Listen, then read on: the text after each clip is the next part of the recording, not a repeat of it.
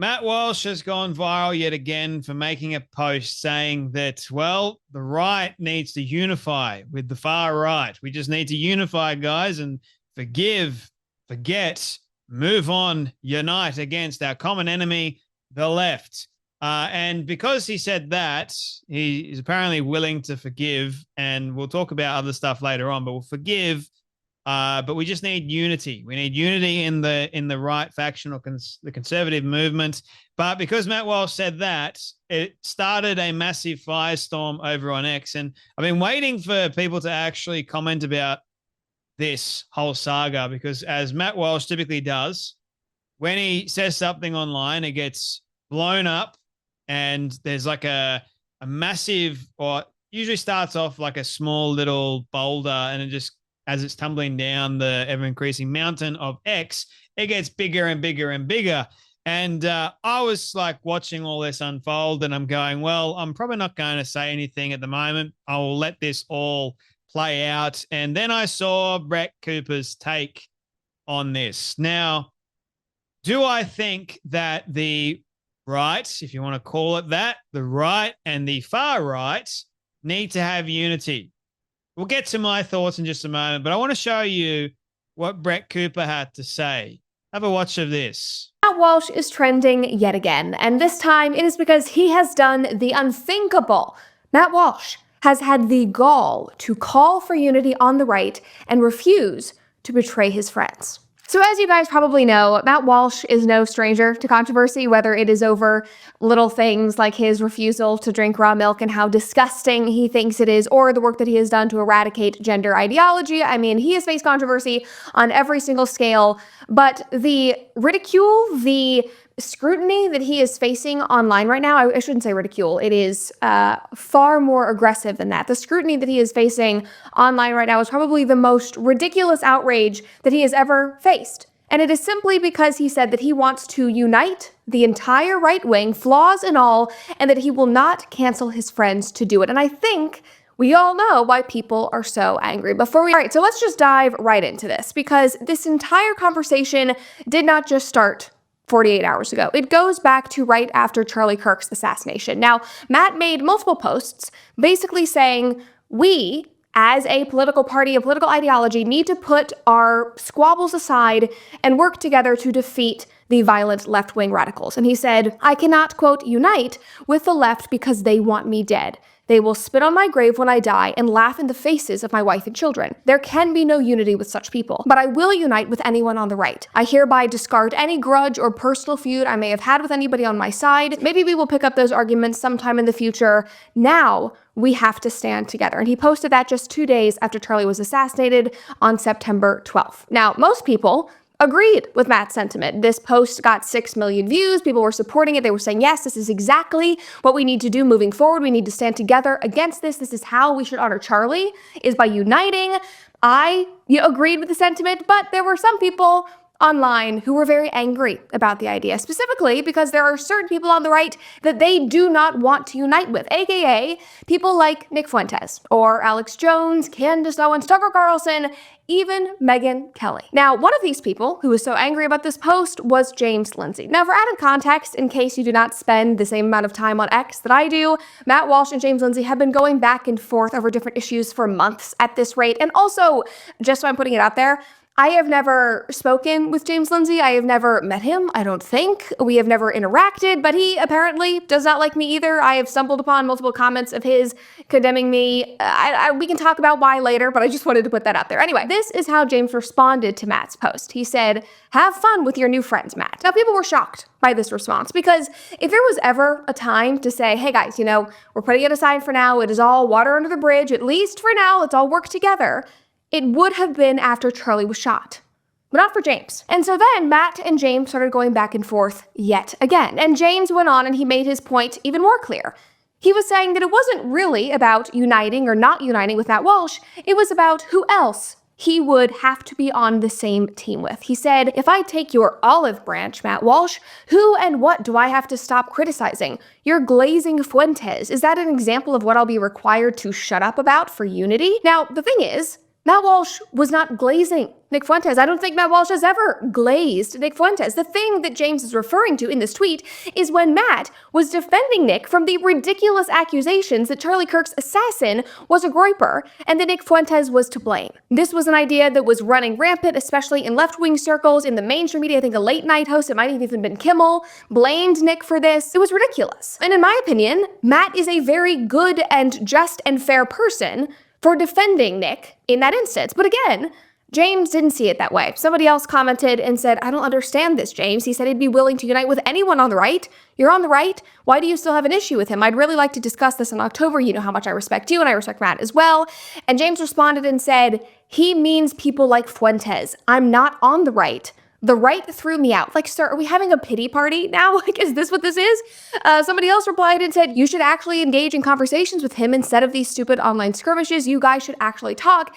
And James responded and said, no, we should not. He's like, no, I don't want to. I'm done. I know exactly what he's requiring me to do. I don't want to be involved. That is basically what James was saying in response to Matt. Like, I'm sorry, but Matt calling the right to unify is not about you, James, aligning with Nick Fuentes. It is much bigger than that. You aligning with Nick is not what Matt is lying awake thinking about at night. He is thinking about avenging the death of his friend Charlie Kirk and protecting conservatives from violent people on the left. All right. So I like Matt Walsh. I like the sentiment behind where he's coming from. I don't necessarily have a massive problem with what Matt Walsh is saying. I think it comes from a good, genuine place. But nevertheless, I don't see how it's going to be possible to unite with people on the far right that don't have the same values or beliefs that you do. Conservatives on the right, okay, they have very different values and belief systems to those on the far right versus like Fuentes and Alex Jones, Tucker Carlson, Candace Owens, for example. Look, these people on the far right, they're causing massive problems with their conspiracy theories, with their horrible, hateful sentiment towards Jews.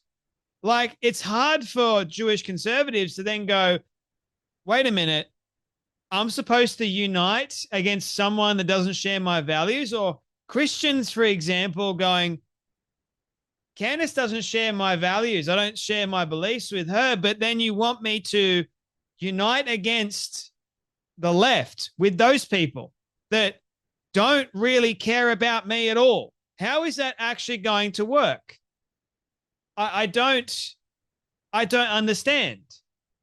Like when you have someone that is of a different belief system, different value set, it's like you're bashing your head against a brick wall. It's like putting a square peg into a round hole and hoping that, whoa, that fits. I think the analogy goes. It just doesn't work. But the thing is, I understand where Matt Walsh is coming from. I understand that he doesn't want to, go after his friends. But my thing is, if your friend, like Brandon Tatum, for example, who's supposedly close with Candace Owens and they vehemently disagree on the Israel matter, I've got a massive problem if you've got a friend of yours that is lying or spreading horrible things. I don't have to be unified with them. I can still have a friendship and a relationship with them. And I want my audience to know exactly where I stand. That's important to me. My audience shall know where I stand on such matters and such a person. And then I don't have to throw the person under the bus. I will say, this is what this person believes. I don't share the same opinions. And it shouldn't be the case that person that is saying this thing, it shouldn't be the case that I agree with them. I don't have to agree with them. I can still call them out and say this is wrong with what they're saying and still be their friend. But for whatever reason, Megyn Kelly, Matt Walsh, Brett Cooper, all these people, they're so concerned about keeping the relationship so solid, but yet they're doing a disservice to their friend. We're supposed to call out lies. If you want to do it in private, fantastic. If you want to do it on a public setting, great. But you shouldn't have like this visceral reaction or how dare you call me out to all these people. No, it's actually a good thing. It's called accountability, man. You have chosen to be a podcaster. You have a massive platform. So therefore, if you get called out by someone that is your friend, consider it a good thing. Consider it like they actually care for you. They actually love you and want the best for you. And they actually are letting their audience know and your audience know, hey, I am showing this person this is accountability. This is the truth. You're not attacking them. If they react and go, you're no longer my friend, can you really say they're your friend to begin with? That's like a very immature response. Now, in saying that, when it comes down to unifying with the right, I personally don't think that it's going to happen. I really don't. Because how can you unify with someone like Nick Fuentes? How can you unify with someone like Candace Owens that constantly spews hateful rhetoric? How is that going to help defeat the left? Maybe someone in the comments can help me out with that. Or maybe Matt Walsh can explain. Maybe he can explain the plan of how he's going to unite with these sorts of people. I understand why Brett doesn't want to burn bridges as well, but I think it's bad that she draws an equivalence between Candace, Matt, and Ben. So Candace is very, very different to Matt Walsh and Ben Shapiro. Very vastly different. Their behavior is vastly different. The behavior of Nick Fuentes, Alex Jones, for example, Tucker Carlson, all these people that call themselves on the right, I call them bad faith. And yet you want to somehow unite with them? What does that even look like? Someone paint a picture of what that looks like, that you are going to go after the left together, arm in arm. That's unity. Unity is like, I agree with you. Let's defeat this enemy. But then, can you really say that you are 100% united? No, you're going to have issues that are going to climb. And how do you even go about defeating the left? That's another question that I've got. Like, I understand having the loyalty of a friend. I get that. And I want all my friends that are loyal to me to call me out. I encourage it. I welcome it. It's a sign of maturity, in my opinion. If you can't take it, remove the pride, remove the ego. And that's why, ultimately, the only way, this is my solution, because I've asked the questions, this is my solution when it comes to conservatism. We claim that we love Jesus, do we not? We follow, we serve Jesus. That's why people love to get stuck up on this, right-wing ideology and all that sort of other stuff. That's why I go, don't go left, don't go right, go deeper into Jesus. Jesus is the only one that is going to help solve these problems. Big time. It's the only way that I see the right, if you want to call them that, or conservatives per se, getting anywhere close to unity. It's the only way that I see it. Jesus is the only way. Now, the Bible does also talk about don't be unequally yoked with unbelievers, those that don't believe in the same things you believe in, because you're going to run into problems, right? It's not just talking about marriage. It's not just talking about those that don't believe in Christ. It's also talking about, business deals, those that don't have the same values as you. And Brett, I get where she's coming from, trying to paint herself as like she's the good person. Like, look at me. I am sort of not wanting to hurt any of my friendships. But in actual reality, you're not doing anyone any favors. You're not showing us where you stand at all. You're just going, guys, I'm not willing to call out any of my friends because that's going to cause drama, and I don't want drama on the right. So where do we sit now?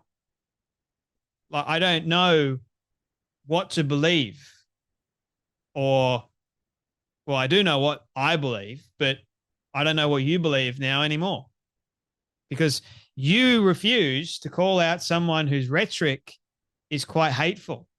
You claim that Candace is your big sister. Well, say to your big sister, A, what you've been saying, especially considering now that Seth Dillon got death threats from someone that follows Candace, hey, your rhetoric is very concerning. Do you see her doing that? No.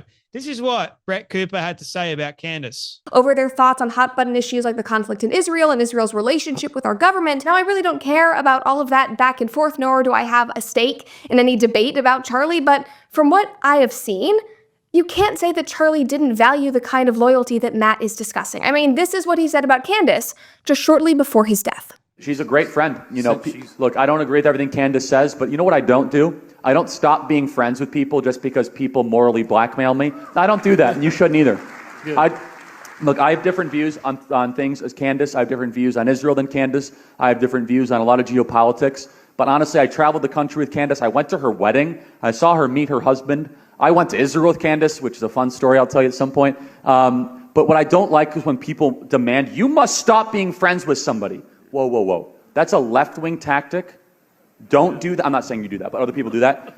We should never resort to that. I mean, this is the kind of unity that Matt is talking about, that he is being attacked for relentlessly. And this kind of sentiment is why Charlie was so beloved. It's something that people have been talking about at length after his assassination. The fact that he truly was friends with everyone, that he wouldn't badmouth you behind closed doors, that he would try to see the good in everyone. He would try to understand you regardless if you disagreed. He saw the value in working with people who might disagree with him, who were on the right and shared many of his values. Like, that was one of the wonderful things about Charlie. That should be a huge part of his legacy. And the key line in that video is that he would not be morally blackmailed into attacking his friends or canceling his friends. And that is exactly what is happening to Matt Walsh. That is exactly what has been happening to Megyn Kelly, and that is what they are very publicly pushing back against. It's also what has been happening to Brandon Tatum and his wife Corinne, who are longtime best friends with Candace Owens, and yet they vehemently disagree on the topic of Israel. And yet both parties refuse to attack each other. When it's brought up, they say, you know what? Candace is off limits. Brandon is off limits. He's a brother to me. He is a sister to me. Friendships are bigger than politics, and I massively respect them for that. Now, needless to say, I agree with Matt and Megyn and the Tatums, but you might have, already gathered that, considering that I have not stopped being friends with Candace regardless of the comments that I've gotten. And that is probably why James Lindsay tweeted that he was so disappointed that TVUSA was inviting me to speak at their conference this summer. Like, I genuinely can't think of another reason, because again, we have never interacted to my knowledge, so that must be the reason why. Now, I also want to put it out there that I am not trying to insert myself into any kind of drama, but I thought that it was important to speak on all of this because I do know, and I have worked with some of these parties very intimately. So no, I will not stop being friends with Candace Owens, who has become like a big sister to me because the internet demands it. I will not attack Matt just because I no longer work with him or because the internet has decided to pile on to him for the 27th millionth time. I also will not pile on to attacks on Ben Shapiro's character because he was nothing but kind and supportive of me during my time at Daily Wire. And that is a fact. I just won't do it. And if you have a problem with any of that, that's fine. But I would urge you to consider something that Matt also posted about this. He said, "What annoys me is when people claim that I must denounce so-and-so or say such and such because it is the principled thing to do. They haven't even considered the possibility that perhaps I have different principles than they do. Those might be your principles, but they aren't mine. One of my most cherished principles is loyalty to family and friends. It might not be yours, but it is mine. So when you accuse me of not having principles, please be sure to stipulate that I don't have your principles, and that is true. I'm not you and you aren't me. You might want to consider that on occasion." And so if you are angry with Matt, if you are angry with Megyn or me or whoever for continuing to be friends with somebody who goes against your values or pisses you off on a daily basis, again, that is fine. That is your prerogative. It simply means that we have different values. And guess what? It is a free country. That is the beauty of America. And another thing that I want to say is that friendships in the public eye, especially with politics, especially in 2025, when everything is a hot button issue and tensions are so high, these relationships are complicated because everyone thinks that they know the full story or the extent of your relationship. And these days, if you don't condone someone, that automatically means that you align with every single one of their values, when maybe it just means that you value them as a friend, that you have history, that you adore them. Or, in regards to what Matt is saying, it just means that you want to unify as allies against a far bigger, more significant. I agree with Charlie. And anyone that demands that you should stop being friends with someone, nah. Like, no one should demand that you stop being friends with anyone just based around what they say. I've got friends of mine that I disagree with all the time. It's fantastic. And I will still call them out for the things they say. We'll have dialogue. We'll have discussion. And what Charlie's example has been is one that I have been actually saying or trying to get to for people to actually understand. Charlie called out Candace Owens' anti-Israel sentiment several times. I made several videos about that. So, yes, he was still friends with Candace, but he still called her out on the big stage when it came to certain issues. It's called accountability. And if they are your true friend, you will keep them accountable, because we are accountable first and foremost to God. So if we are lying and we're doing a disservice to, number one, ourselves, or number one, God, number two, ourselves, and number three, our friends, what's left? We should be focused on the truth primarily found in the Word of God, found in Jesus Christ, focused on Him. Then that everything else stems out of that, I believe. And all my friends and my relationships, like if they disagree with me, I have an open policy system. You can come to me and you can say, well, Jay, you said this. Here's why I disagree with that. But a lot of my friends, they're not in this space like I am, right? They're not in this podcasting space, but they do come to me and they do ask questions. They do say things, and I can have a dialogue with them, and it's fantastic.